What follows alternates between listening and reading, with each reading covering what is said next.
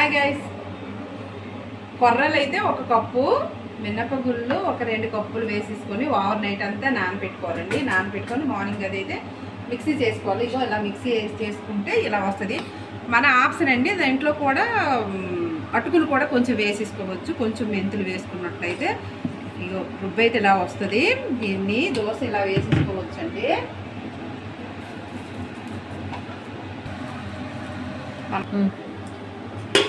ఇదిగోండి ఇలా వేసేసుకోవచ్చు.